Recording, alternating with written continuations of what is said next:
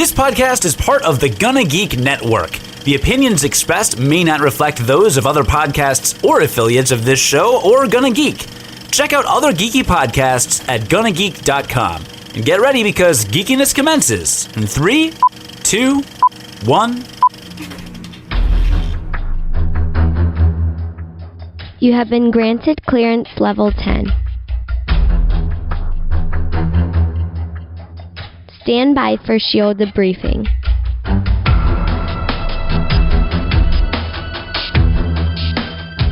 All information to be discussed here is classified and may only be discussed among agents of equal or higher security clearance. Now it's time for your scheduled debriefing. I'm Agent Stargate Pioneer. I'm Agent Haley. And I'm Agent Lauren. Welcome to Legends of S.H.I.E.L.D. podcast number 41, DragonCon 2014, The Science of Avengers and S.H.I.E.L.D. This podcast is recorded on Thursday, September 11th, 2014. We're a fan-based podcast on Agents of S.H.I.E.L.D. and the general Marvel Universe. Because Hawk blocked.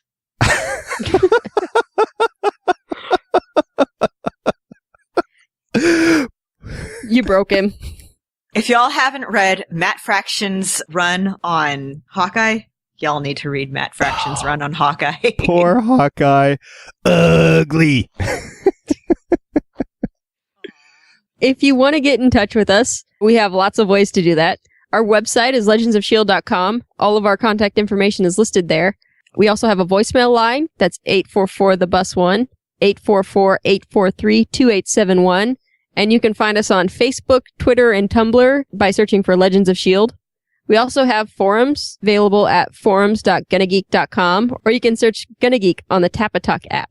I really want some interaction on the forums, people. Come on, reply to this episode and tell me how excellent Agents of S.H.I.E.L.D. is. There you go. Just yay, whatever. Season 2's coming. Get fired up for it. Yay, S.H.I.E.L.D. Yay, S.H.I.E.L.D. Talking about yay, S.H.I.E.L.D.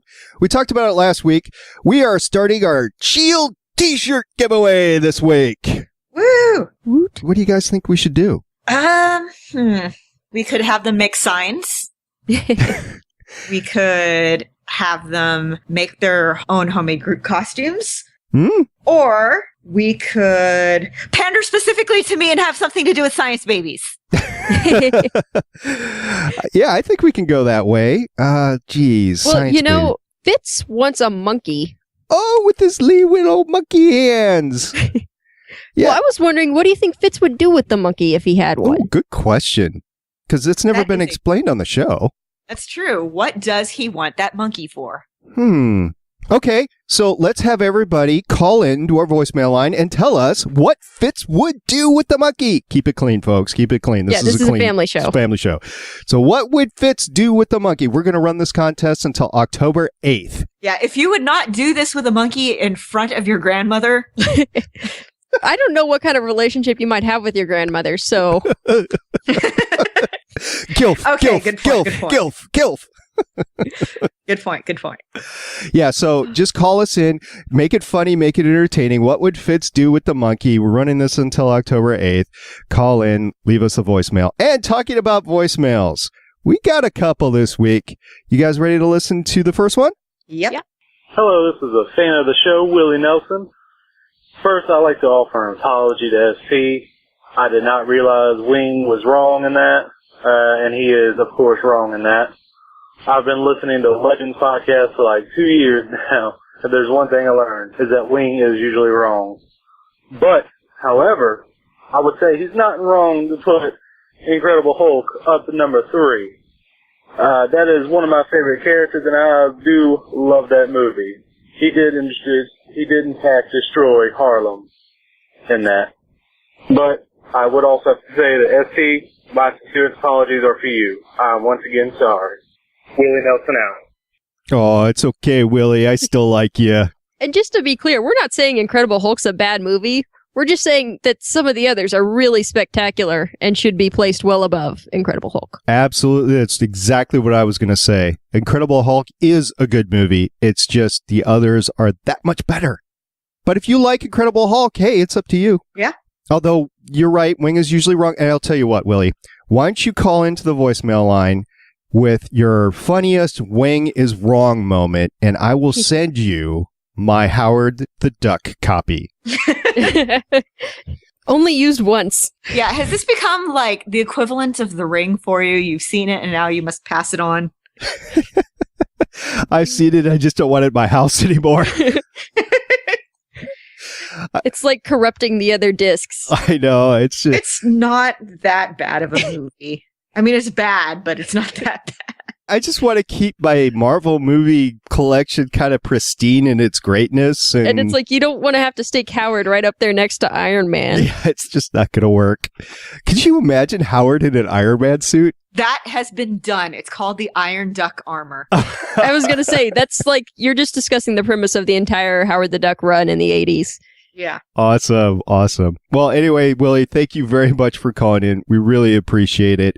And like I said, call in with your funny Wing is wrong moment, and I will send you the copy of Howard the Duck. We also have another voicemail line. Wait, we're not done yet. So are you girls ready to listen to this one? Of course. Yep. All right. Hey, it's Adam. I didn't have time to put together a whole top 5 list, but just a couple random people I'll mention. I won't go into too much detail on Captain Marvel, because Hale and Lauren probably already have. Let's just say there's a reason that in the cartoons she is voiced by Jennifer Hale, doing her female Commander Shepard voice. Next is Kitty Pryde, who I became a fan of through Joss Whedon's run on Astonishing X-Men, where she was basically the point of view character as she went back to Professor Xavier's school as a teacher. And when Emma Frost complained about her being late, her response was, "I'm sorry, I was busy remembering to put on all my clothes." So that got me enjoying her character pretty much straight away. Another good one is Jamie Madrox's Multiple Man, especially from Peter David's run on X Factor, where he was leader of basically a private investigator team of mutants.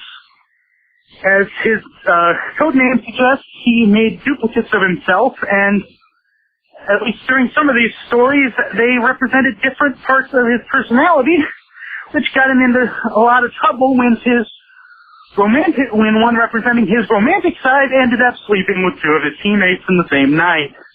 Well, hope you enjoyed the show. Talk to you guys later. Bye. All right. What do you ladies think about Captain Marvel, Kitty Pryde, and Multiple Man? Those are all excellent choices. That Astonishing X-Men run, I haven't read it, but I've seen the motion comic, and it is fantastic. The comic is great. Right now, Kitty Pryde is basically acting as Professor X in the comics to the original 5 X-Men from the future. It's a long story, but she's also dating Star-Lord. Woohoo! And there's a great sort of reference to the movies in a scan that I just saw on Tumblr and retweeted earlier today. So if y'all follow me on Tumblr, you might have seen it, where she dresses up in a banana suit and scares everybody by going, "Ooga chaka, ooga chaka." And it's pretty fantastic.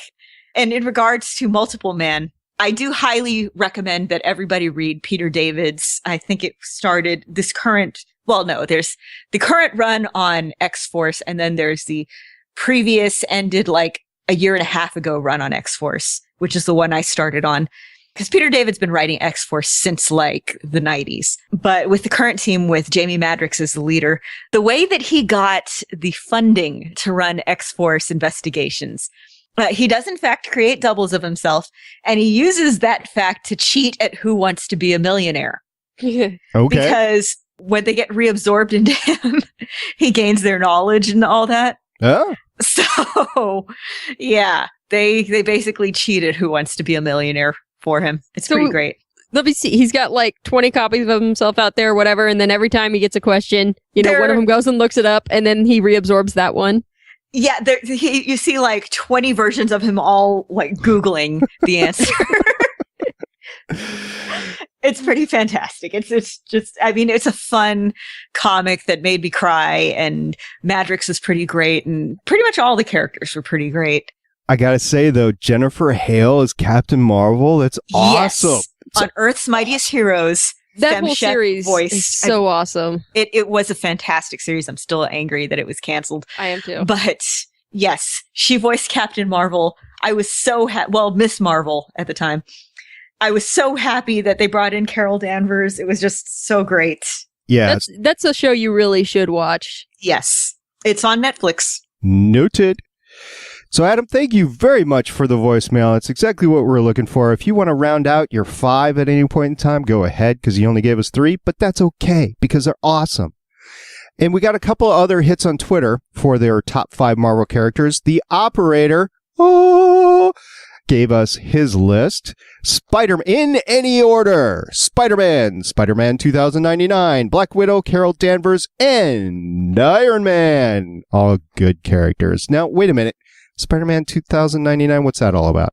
2099 is an alternate future timeline. I'm only sort of familiar with it.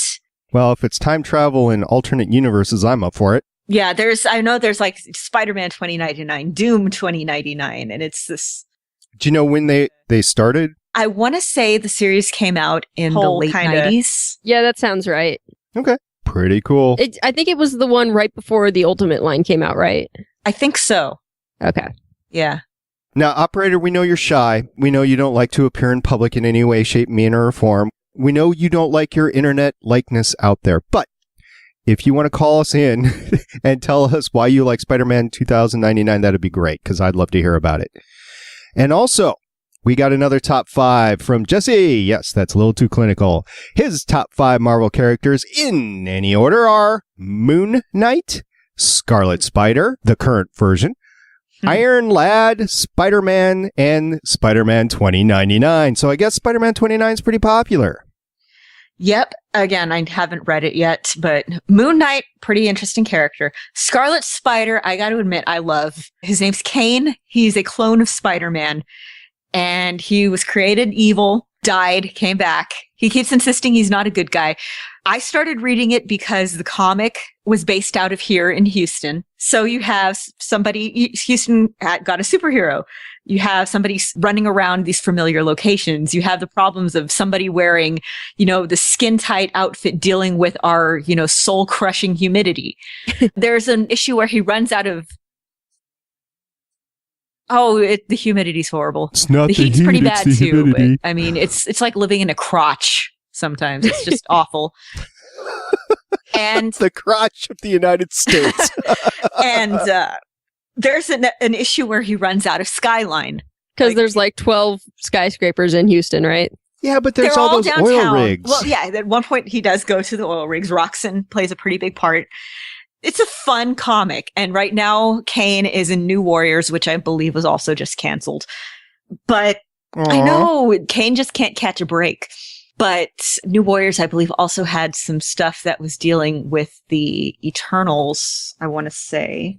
But anyway, Kane, Scarlet Spider is pretty interesting. And Iron Lad, I won't tell you too much about him because it's spoilery, but he is the guy who puts the Young Avengers together. Yeah. Interesting. Very, very worth checking out. So for the 3 of you guys that called in or tweeted in or whatever with your top 5 Marvel characters, thank you guys very much. If anybody else wants to come in, this is not closed off by any means. Go ahead, hit us up. We want to know who your top 5 Marvel characters are. Yeah, think of it this way. The more people know about who your favorite characters are, and the more we talk about them on here, the more other people will hear about these characters and be interested, and the more people you will have to talk about these characters with. Absolutely, because we have literally dozens of listeners. Baker's dozens. Ooh. They come in 13s. Oh, God, phrasing. Okay, so last weekend, guess what was number 1 again? Ninja Turtles!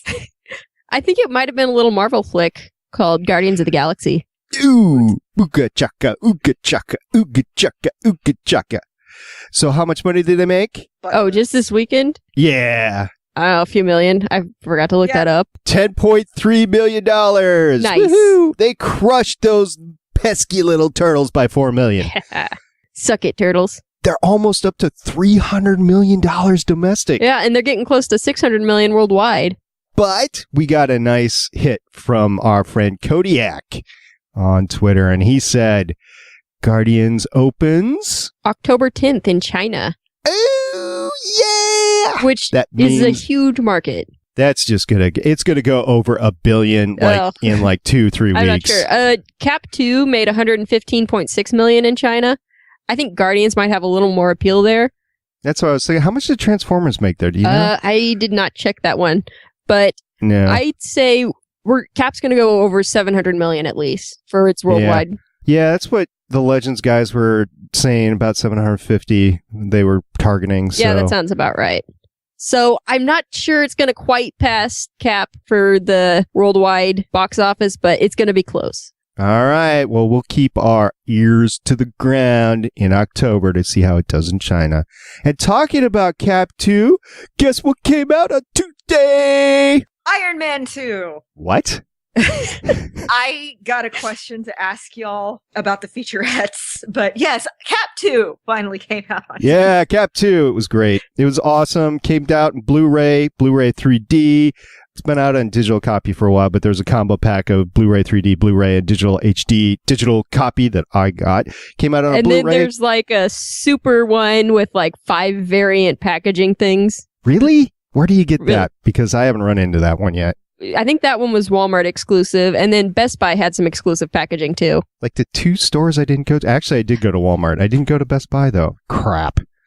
Oh, well. So you've got to buy the movie 8 times to get all of the stuff. Go figure. I'm not going to. Not this time. Yeah, I got mine, and I'm happy with it. But okay, what I wanted to ask y'all, I was watching the featurettes, and when I was watching the Battlegrounds of Captain America one, at the end it said, now on Blu-ray, Iron Man 2. And I kind of sat there, and I kind of scratched my head, and I'm like, wait a minute. I mean, that is true. But I think somebody messed up here. Yeah, probably. I have no idea. So if anybody else has this on their disc, watch this featurette and tell me if this is messed up on yours too. I gotta go rewatch it now. Because I quit paying attention when the credits start rolling. I'm looking for my remote to get to the next thing. Yeah, I did not make it to the end of that one. So I watched the movie last night, and I started with the commentary, and it was just, It's been a long week, and a great commentary, but it was 11 o'clock, and I just zonked out. Well, you should finish it, because when they get to the scene where Sitwell gets ripped from the car and thrown at the truck, yeah, the Russos are like, yeah, he's totally dead. I know it's a Marvel movie, and people don't really die in Marvel movies, but I'm pretty sure he's dead. Because I slow-moed that scene before listening to the commentary. And the Russos think you're wrong. Well, I watched, they didn't show it. They show him going over the concrete divider, and then the truck smearing onto the truck. No, they did not show him. On Blu-ray, so HD, I'm slow-moing it, and I freeze frame the shot, and they do not show him bursting apart. They show him just going over the concrete divider and slipping down in between the truck and the concrete divider. He's still alive. Any way you'd like. Twitter, Facebook, carrier pigeon, voicemail. Is Sitwell alive? We'll just take a little poll. It's Marvel. It's possible. So we've got 4 votes that he's dead. Me, Lauren, and both Russos. And we have 1 that he's still alive. Starpie. So let's see what the rest of the listeners think. I mean, I guess they could super glue the chunks back together and use them as They MODOK, didn't show any chunks. They just showed him going over and slipping in between the truck and the divider on the other side. That usually doesn't end well. They could mop up whatever's left of him, put him in a bucket, and then pour him into a mold and freeze it. They literally did not show him dying. They just showed him going over the divider, in between the divider and the truck. How many human to semi collisions have you seen where the human walked away? What I'm saying is I don't think he impacted the truck. I think he hit the ground in between the truck and the divider. I'm pretty sure if you watch closely, you see the truck go up a little bit as it goes over him. No, I slow-moed it. It stays right the same. And the other thing that I looked at in the movie was down in the bunker. I made sure I saw the 3 pictures that we were talking about. Howard Stark, Haley Atwell as Agent Carter, and Tommy Lee Jones as Colonel What's-His-Face. Phillips. Colonel Phillips, Yeah, that's right. okay. Yep, so I did see their pictures. But yes, I slow-mode the Sitwell scene several times. I did a Sean, and I slow-mode it frame by frame. Take that. You could show me definitive evidence that he is dead, then I'll shut up. But I didn't see it. Oh. All right. So Cap 2 came out. Go get your copy. Watch it over and over again. It is a good movie. And slow-mo the Sitwell scene. Find us evidence that he's dead. Picker, it didn't happen. All right. We have a lot of news this week. Let's get to it. We have episode names for the first couple Agents of S.H.I.E.L.D. episodes. Woo! Woot. Yeah, episode 1 is titled Shadows, and episode 2 is called Heavy is the Head. Okay. There's also a synopsis out there for both episodes if you want to look it up. Yeah, I'm trying not to be spoiled, and I hope that Me these too. episode names are a little bit more on point than the defined season 2 episode names, because that sucked. Where they threw words on a page and called them the episode titles. Yeah, if you want to hear all about how confused Sean Shannon and I are, go to the Voices of Defiance and listen to the podcast from season 2. We're like, what is going on? We don't understand. But, okay, so we got 2 episode names, and we also have some season 2 photos. Yay! All right, Cinema Blend has, well, first of all, and I squealed when I saw this, a picture of Peggy Carter and a couple of the Howling Commandos. Yeah, that was awesome. I know. Dum Dum and the rest. Yeah. Jim Morita. Yes, they're in full costume and will apparently be in at least a flashback in episode 1. Yeah, the I mean, I picture can we're hope- seeing is definitely like the 1940s. I can hope for time traveling and they join up with S.H.I.E.L.D. and Peggy and Steve get together and everybody's happy, but I don't think that's going to happen. It's not that kind of show. So, yeah, what it probably is a flashback to them finding something Hydra-ish, I'm betting. And anyway, oh, and there's a guy on the ground that looks vaguely Futuristic. sinister, Hydra-ish. Hydra-ish, yeah. And then we have, S.H.I.E.L.D. We have the Koenig. I don't remember which one.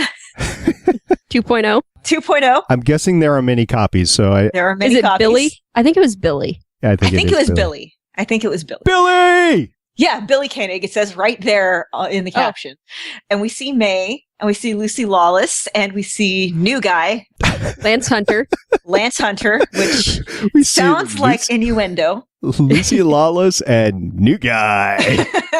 Well, I mean, come on. After Lucy Lawless, Melinda May, and Patton Oswalt, I mean, I just don't notice other people. There's a couple Oh, other and new guys Sky's there in the background too. with And then there's a New couple Guy other 2 and people I New don't- Guy 3. Yeah. I don't know those guys. And then we have Adrian Pasdar and his truly unfortunate mustache. It looks better than it did last season at least. I'm still not convinced. I mean, I'm it's still not convinced. good, but it was terrible last season. Yeah, and his wife apparently. I mean, not his real life wife, because his real life wife is a Dixie chick, and that she's not a Dixie chick. But he is in uniform, she is in a dress, and they look concerned. He looks like he's almost pulling out a gun from his uniform he's pocket. getting something out of his pocket. I don't think it's Yeah. a gun, because that would be a Maybe weird place it's to a put a phone. gun. I think it might be like a phone or something. Well, I'll tell you, according to, let's just say it's an Air Force uniform, right? So according to Air Force regulations, you're not supposed to have anything in those pockets. So he's out of Right. Yeah. rags. But he's important, so He's above Thus the the law. mustache. okay. Then we have Carl Creel, aka Absorbing Man, who looks like he's been, I don't know, hit with darts Stun or gun. something. Oh, yeah, those are darts. And a bunch of guys in military uniforms behind him. I Camo. don't- BDUs. Yeah. BDUs. Yes.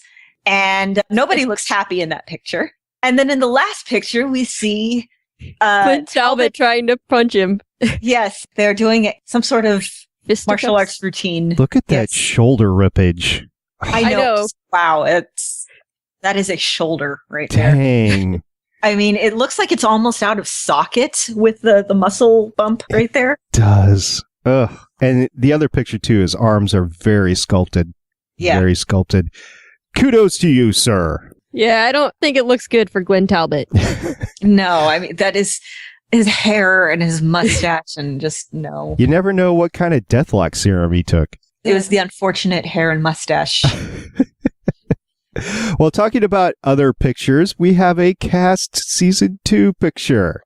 Yes, we do. It's got the entire cast, including the newbies. So we're seeing everybody from last season, including Grant Ward, kind of standing off by himself. I guess Lucy Lawless isn't in this picture, but the new Agent Mac, who's going to be the repair guy, and Lance Hunter, who's like a sniper or something.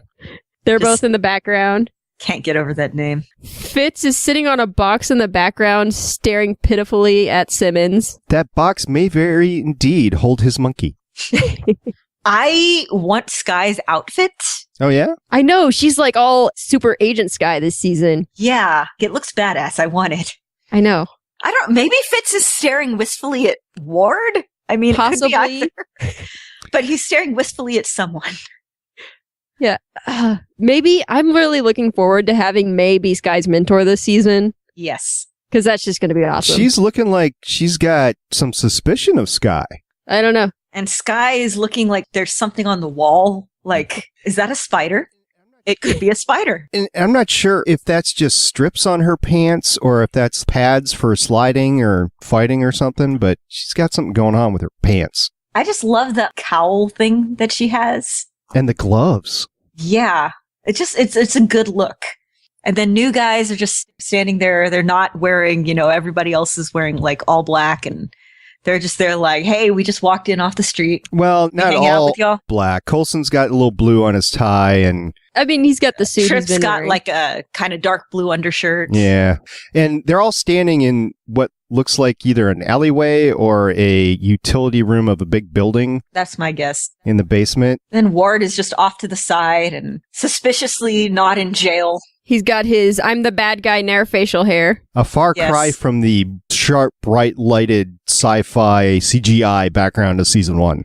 Yeah, Ward has his suspicious beard of evil. Yeah, you put the beard on, you go evil. Bender reminded us of that, yes. So exciting. There's 2 other guys here with beards too, though. Oh, wait, 3. 3. Yes, but they're not white guys with black beards. That's what makes you evil, being a white guy with a black beard. Ah. Well, I thought a robot was that way. Or a facial scar. Oh, yeah, facial scar. Well, Nick Fury. True. Okay. We'll have to go more in depth into this later. Oh, okay. So we also get our first look at Lance Hunter. We got an article all about the Hunter. Okay. I'm just going to keep just snickering anytime somebody says his name for like at least 2 months. Just because it's ridiculous. Hunter? Nick Hunter. Lance Hunter. Lance Hunter. Just, it sounds dirty. It's such a comic book name. And the guy's name is Nick Blood, which also sounds like a comic name. Yeah, in this picture, he is sitting in a chair drinking a beer. Can you tell what is that? Like a Labatt's Blue? I can't tell what kind of beer that is. I can't see. They've got it turned. You can only see half the label. Yeah. Good marketing if they don't want to market it. So yeah, that's him. His nice boots. They're up on the wooden desk, so he's all good there. Yeah, I bet we see Coulson shove those boots off like, hey. Apparently he's a mercenary. Don't touch Lola. The desk is now Lola. Are you raised in a barn? I hope not. Lola. I hope Lola's not transformed into a desk. That would suck. Lola too. It's a nice Corvette. No, we've got Mac there to do some repair work now. Yes, we do. So moving on, we have some interesting news for New York Comic Con. Yes, we do. The cast of Daredevil is going to be at New York Comic Con this year. Woohoo! And it looks like they've got a lot of Marvel scheduled at this Comic Con. That'll be Friday, October 10th and Saturday, October 11th. And if you don't have your tickets already, I don't know if you still can get them or not, but that's in October, New York Comic Con. Yep. They're doing panels on the Marvel animation. They're doing a panel on Agents of S.H.I.E.L.D. and they're doing a panel on Daredevil. Exclusively on Netflix. I read somewhere that they were going to show an episode of Agents of S.H.I.E.L.D. there also. Oh. Nice. Yeah. World premiere of an all-new episode of Marvel's Agents of S.H.I.E.L.D. before it debuts on ABC. So, those lucky jerks. Yeah, they're going to get it like a week early. A week early or just a couple days early? Oh, yeah, I guess it is only like 3 days early. Because we're not skipping weeks. Right. Awesome. All right. A lot of people have been asking, Inhumans, what does that mean? Well, we have an answer. Yeah, this article talks a lot about how Inhumans could be the glue that ties together some of these disparate threads that Marvel's got out there right now. Because the Inhumans, they have a cosmic origin, but they're based on Earth. So we could see them start bringing in the cosmic elements onto the Earth-based stories through the Inhumans. And also, they could, anything that was mutants in the comic stories, they could say, oh, it's Inhumans or it's the Terrigen Mist. Yes. Quote from the article. In a broad sense, the Inhumans will be the connective tissue between the newly explored cosmic side of Marvel and the odd mutations popping up on Earth. Since Marvel does not own the X-Men film franchise, they are unable to label characters as mutant. The presence of Inhumans bloodlines laying dormant in many people's DNA looks to be the explanation for some people being miracles, as was described in Captain America the Winter Soldier's shawarma scene. Sorry, Willie. Also in, what episode was that? Like 4 or 5 of Agents of S.H.I.E.L.D. where they've got Scorch. Yes. I think he's described as a miracle. Oh. I was watching the shawarma scene on the Captain America, and they definitely called it Miracle, and we've been calling it like Magic or whatever the last couple of weeks on the podcast. I like the Miracle better. Mirakuru. Little arrow going there. It's all connected. See, I hear miracles and I think of that Insane Clown Posse song where they're confused about magnets. It's all magnets. It's all magnets. Yes, I've got 4 episodes of Arrow to watch of season 2. And like 28 podcasts to go. You could get on Wing for that. And you know what? After spending a summer doing as many podcasts as I have and trying to edit them all and whatever, I can't throw too many rocks at Wing. But it's fun to do. Yeah, so. There you go. And talking about something else that's fun, our buddy Drax is going to be in Avengers 3.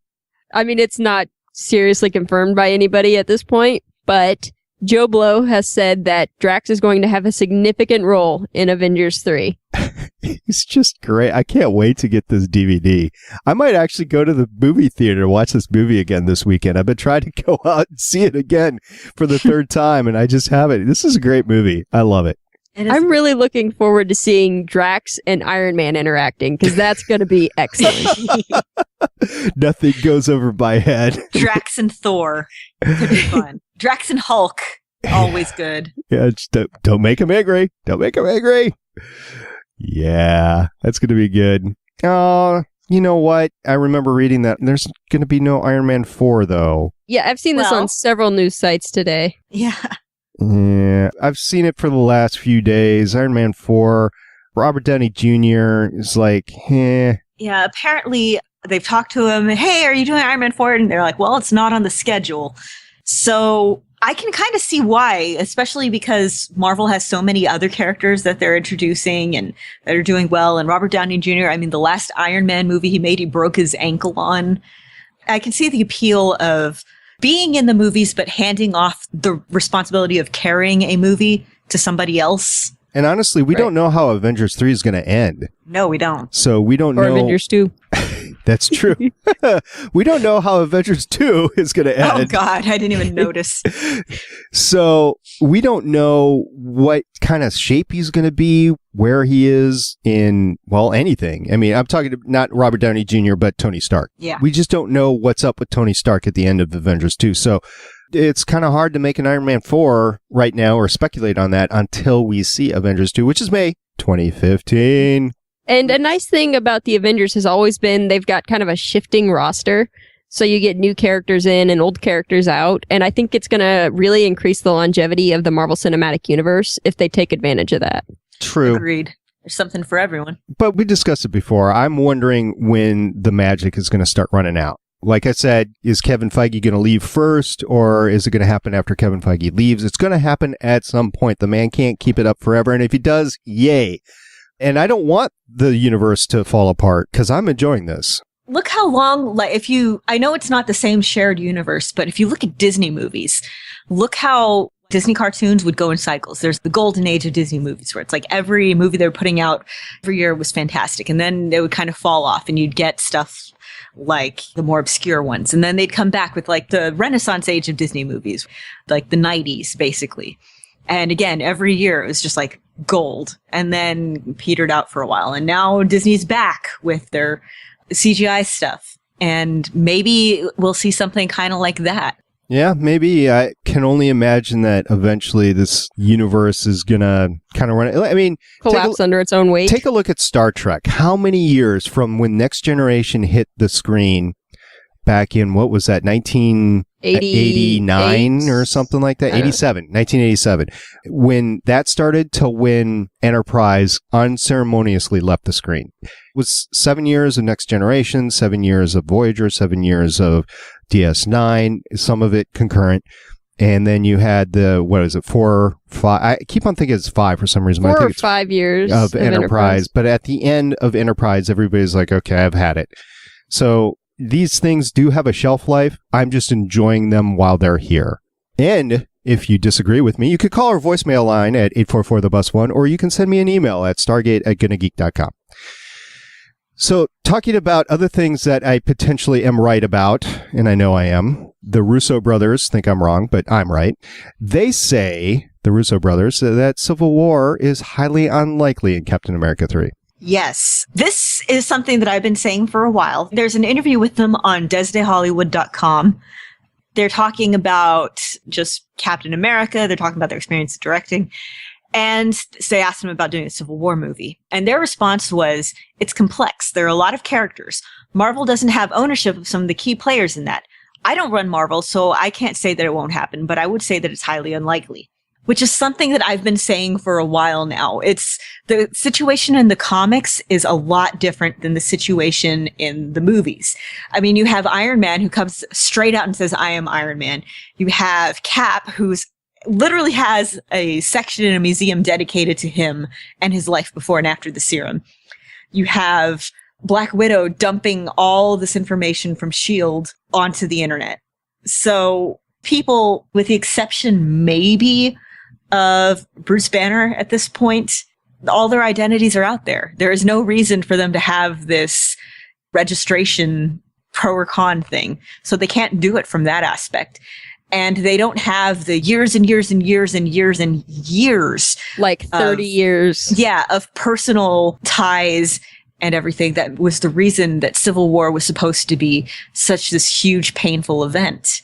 So I don't think if they tried to do that, or if they tried to do an adaptation of it, I don't think it would have the response that anyone would want from it. Mm. And besides, since Marvel is kind of the fun studio right now, I'm not sure it's a story that is really fitting in their wheelhouse. They don't do it now, though, with Iron Man. I wonder if they'll ever do it.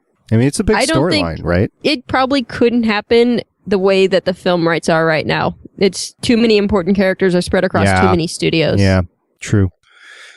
I'm sure there's plenty of good stories out there for us to see as they go forward with these things. Also, wasn't there a story, did we talk about it last week, about Chris Evans wasn't ready to give it up quite yet? I saw that article. I don't remember if we talked about it last week or not, but he is definitely going to be Captain America through Avengers 3. He's not passing the shield off to anybody in the near future. Mine.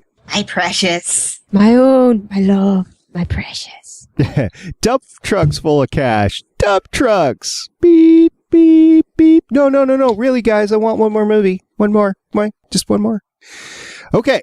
So you have a kid that really likes Wolverine, but needs a prosthetic hand. What do? Give him claws. Yeah. You 3D print a prosthetic hand with claws. Nice. Bing, bang, boom. This is nice.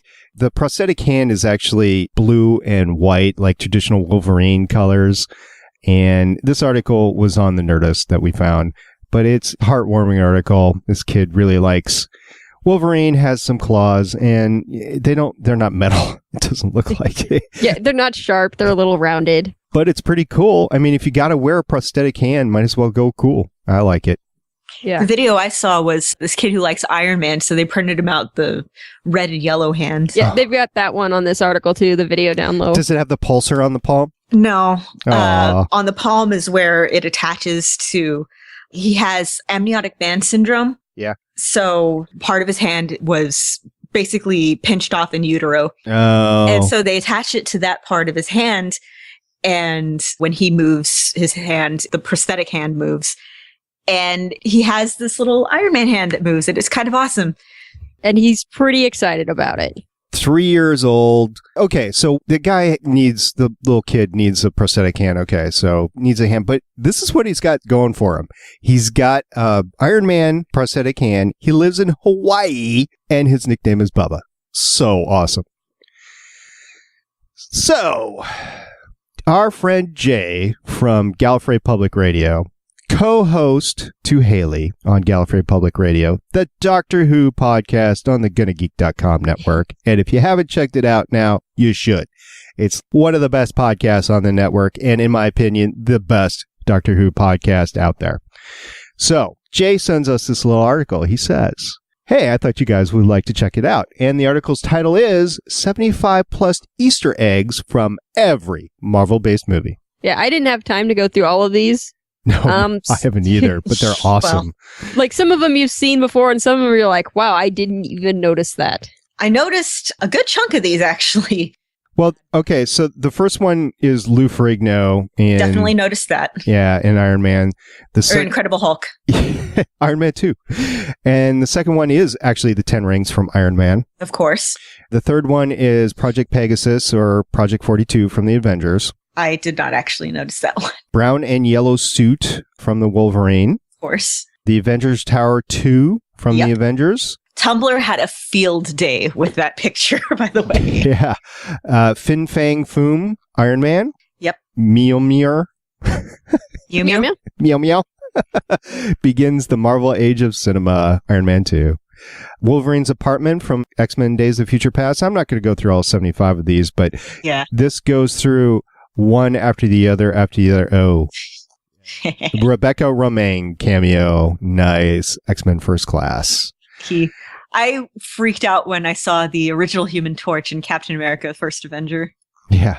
Oh, another series of slow-mos that I did from Captain America 2 on the Blu-ray was of the Avengers Tower to see if I could actually see Tony Stark, and you can't. He's actually in his little penthouse. Really? Yeah. The red dot that goes over the Avengers Tower is over the penthouse, so he's inside. But it does show his picture on the top right-hand side. It just doesn't show his body on the overhead. Because it's showing 6 or 8 people that it's targeting on the right-hand side. Mm-hmm. And so Tony's face, his identity picture from his driver's license or whatever is on there. But that's it. So anyway, it's great. Jay, thank you very much. That is very cool. So we've been talking a lot about the Captain 2 DVD Blu-ray thoughts. Actually, I don't think any of us have bought the DVD, right? We all bought the Blu-ray? Yep. Yes. Okay. So I don't think there's anything different on the DVD, but if anybody out there has anything different on the DVD that they would like to share, go ahead and do that. In the meantime, we're going to transition over. We had the podcast right before this one, which we put out. Thank you very much, Keir, by the way, for getting this audio. It was an absolute pleasure to listen to. I am so sorry I wasn't there at DragonCon. If anything has enticed me to go to DragonCon next year, it is this panel. This is so cool. And basically, for those of you that haven't heard the podcast before, what we're talking about is Keir from Gallifrey Public Radio, another co-host of Haley on Gallifrey Public Radio. That is the best Doctor Who podcast on the GonnaGeek network. He went to DragonCon with a bunch of friends, and they sat in the Science of Avengers and S.H.I.E.L.D. panel. And this had a Marine pilot, Janine Spenlove, who is a KC-130. That's a tanker, by the way, gas guzzler hog on the KC-130. She's a Marine pilot. Michael Gilkey is a marketing and operations manager for the National Center for Regenerative Medicine, so he knows a lot about medicine and biology. Dr. Pamela Gay, a lot of you already know her. She's an astronomer, writer, and podcaster. She does the Astronomy Cast. She is awesome. And then Christina Sizemore, who's an awesome veteran of martial arts. And they got together on a panel at DragonCon, and they were talking about the real physics and science behind the Avengers movies, you know, the Marvel Cinematic Universe, basically, and S.H.I.E.L.D. And they went through a lot of great stuff. It was an awesome panel. I really enjoyed listening to it. Can't say enough about it. So if you haven't listened to the podcast that came out before this, go back, listen to it. It is one of the best hours. If you're interested in Marvel, which you should be if you're listening to this podcast, you need to go listen to that podcast. So Haley, what was your favorite part about this panel? There's actually a quote past the halfway point where I don't know who said it, but she said, if you used magic to get in, using science to get out seems like a strange methodology. I'm pretty sure that was Christina Sizemore, but I'm not sure. And yeah, they were talking about the Loki getting into your mind and having to use science for a cognitive recalibration to get out. And they were asking about the science behind it, and that's what she said. It just made everybody laugh, but it's true. I mean, okay, just hit the I believe button. That was the big thing throughout this whole thing. At some point in time, you're going to have to suspend belief because none of this is true. It's all fantasy, right? So hit the I believe button and just go with it. And that was one of the cases. So I'm just going to talk about some of the stuff. It was great. I mean, they talked about the Hulk. One of the reasons why he gets so big, Michael Gilkey brought it up. He was green because his muscles getting that big that fast was just a bunch of bruising. And so the green was the color of the bruise. That was interesting. And somebody asked a question, so I don't get it. The arc reactor is supposed to keep the shrapnel from getting in his heart, but he has it out of his chest for a little bit and he doesn't die. I mean, what's up with that? And then Michael's like, yeah, I'm not sure what that arc reactor is actually doing. I like to think that he just shrugged and said, science? Yes, pretty much.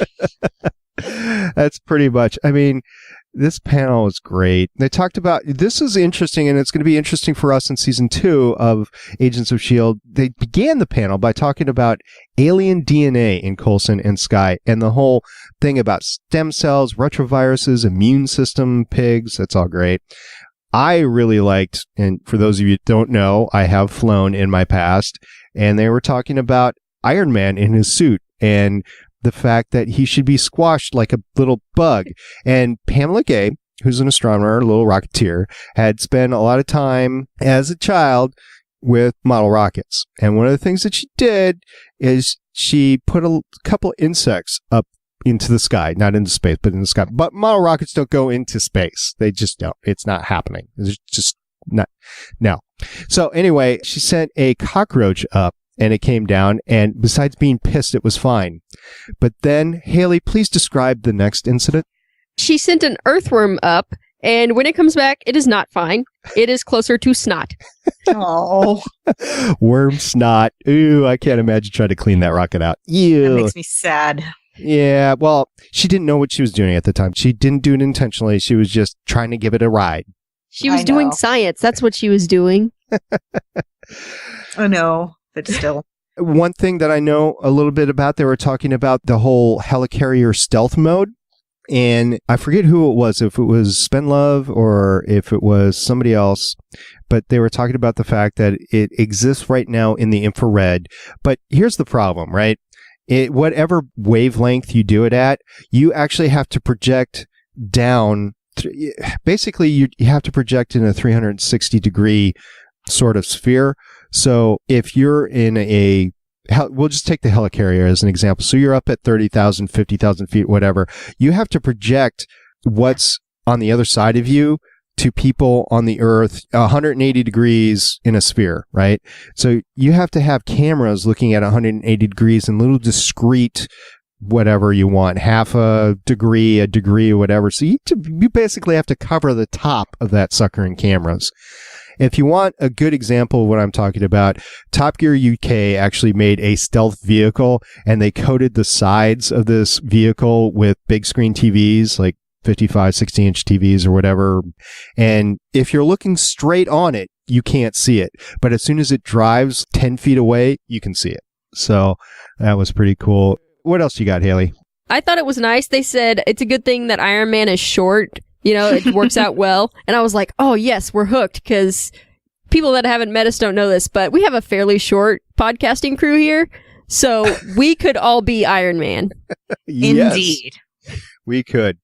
What was really interesting is near the end, they talk about this small town in Pennsylvania, yes, which everybody in there is automatically included in this program.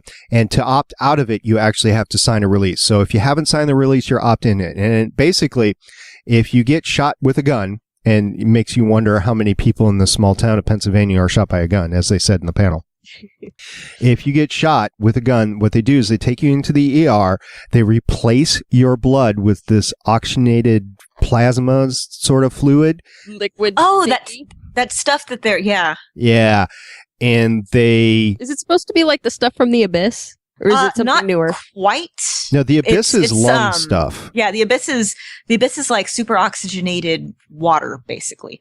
Okay. This stuff, I would have to find an article to tell you exactly what it is, but I think it's like a test blood replacement stuff, because you know how we're always like in blood shortages. They're always like, donate blood. We need blood for the emergency room, stuff like that. Yeah, they're saying that most gunshot victims actually die not from the gun wound themselves. It's the fact that they can't fix or can't patch up the damage faster than you lose blood. So what they do is they remove all your blood, they replace it with this total transfusion. They put you in kind of a stasis, you can think of it that way.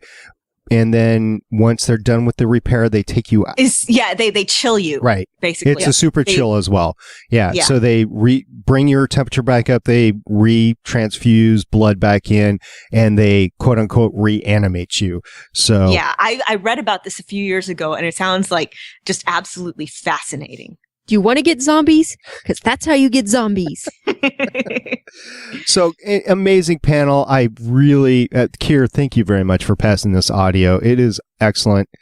And yeah, as a science nerd, I approve of science nerd stuff in regards to stuff that I like. We're kind of science nerds here at the Legends of S.H.I.E.L.D. podcast, so we thoroughly enjoyed this. I don't think there is any one of us that doesn't have a bachelor's of science. Pretty much. Mm-hmm. That's why there's so much BS on this cast. Good. Set you right up for that one. Yes, and some of us have more advanced degrees as well, but, you know, it's all science and it's all cool. You know, what I really like is that this actually, if you're a kid, like my son Sandrock, he's a senior in high school this year, he's looking at this stuff, this sort of sci-fi stuff, on TV, movies, whatever, and he's getting a sense on what it looks cool to him, and it's getting him excited about the actual thing about science.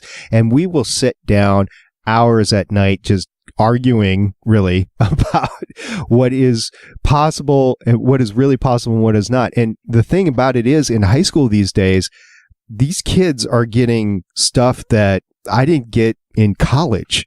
So to hear him talk about this stuff that they're actually getting in school these days, and that he's excited about it and wanting to take it further, it's great. And for the record, he's decided to apply to schools that have strong biochemical degrees. Hey. So, well, hell, I work in a genetics lab, and I've previously worked with cloned animals. When I was a kid, I grew up loving X-Men. So anything's possible. Right. So yeah, you're right. Anything's possible. And I love, by the way, cloned animals can be jerks. So can regular animals. Jerks. Yeah, but when they're clones, they get treated special and they start to realize, hey, I'm special.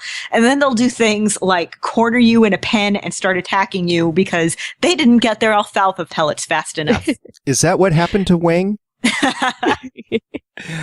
So yeah, I love these panels that you actually get people that are known in their fields, that are known communicators, and they get up there, and it's literally edutainment because they're talking about entertainment and science put together, and the fact that I'm trying to explain it, it's really geekery, but it's really fun too. So have fun, go listen to it if you haven't already. And if you have, let us know what you think about it, because it's pretty cool. Yes, please. Yeah. I have one more cool part that I wanted to talk about. Absolutely.